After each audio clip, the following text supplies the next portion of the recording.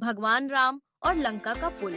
महान महाकाव्य रामायण यह कहानी सुनाता है कि कैसे भगवान राम, भगवान विष्णु के 7वें अवतार, अपनी पत्नी सीता को बचाने के मिशन पर निकले, जिन्हें राक्षस राजा रावण ने अपहरण कर लिया था और लंका के द्वीप पर ले गया था। लेकिन राम और लंका के बीच एक विशाल महासागर था, एक ऐसा बाधा जो असंभव प्रतीत होती थी। वह और उसकी वानर बंदर सेना कैसे पार करेंगे? महीनों की खोज के बाद हनुमान और उनकी वानर सेना ने सीता को लंका में कैद पाया।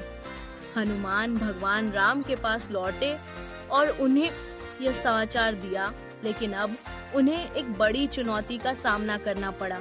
कैसे विशाल भारतीय महासागर को पार करके लंका पहुंचे और रावण से लड़े।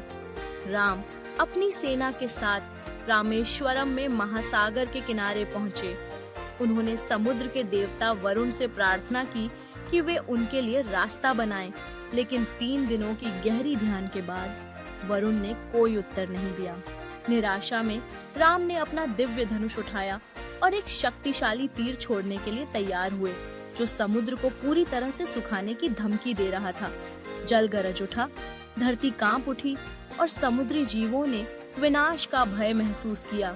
अपनी विशाल शक्ति को देखकर वरुण अंततः राम के सामने प्रकट हुए और क्षमा की प्रार्थना की।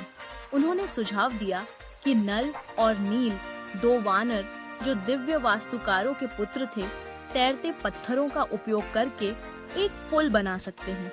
वरुण ने योजना को आशीर्वाद दिया। इस दिव्य आशीर्वाद के साथ राम सेतु का निर्माण शुरू हुआ। हजारों वानर लगातार काम कर रहे थे, विशाल चट्टानों और पत्थरों को इकट्ठा करते हुए, उन पर राम का नाम खुदाई करते हुए और फिर उन्हें समुद्र में फेंकते हुए। सभी की आश्चर्य की बात यह थी कि पत्थर डूबने के बजाय तैरने लगे। इस कार्य का नेतृत्व नल और नील ने किया और बड़ी भक्ति के साथ पुल ने महासागर के पार 30 मील तक फैला भारत को लंका से जोड़ा। सिर्फ 5 दिनों में भव्य पुल पूरा हो गया। राम, लक्ष्मण, हनुमान और पूरी वानर सेना पुल के पार लंका की ओर बढ़ी, रावण के खिलाफ महान युद्ध के लिए तैयार। राम सेतु को पार करने के बाद राम और उनकी सेना ने रावण और उसके राक्षस योद्धाओं के खिलाफ एक भयंकर युद्ध किया। यह युद्ध कई दिनों तक चला और अंततः राम ने रावण को पराजित किया, धर्म की स्थापना की और सीता को बचाया। अयोध्या लौटने से पहले राम ने रामेश्वरम में भगवान शिव की पूजा की। युद्ध के दौरान किए गए किसी भी पाप के लिए क्षमा मांगी। यह स्थल अब प्रसिद्ध रामनाथ स्वामी मंदिर का घर है, जो भारत के सबसे पवित्र तीर्थ स्थलों में से एक है। आज भी उपग्रह चित्रों में भारत और श्रीलंका के बीच एक श्रृंखला में डूबे हुए चूना पत्थर के चट्टानों को दिखाया गया है, जिसे कई लोग राम सेतु के अवशेष मानते हैं।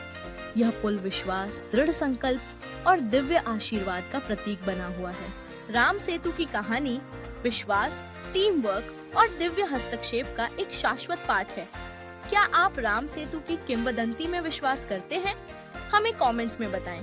देखने के लिए धन्यवाद। कृपया अधिक वीडियो के लिए सब्सक्राइब करें और लाइक करें।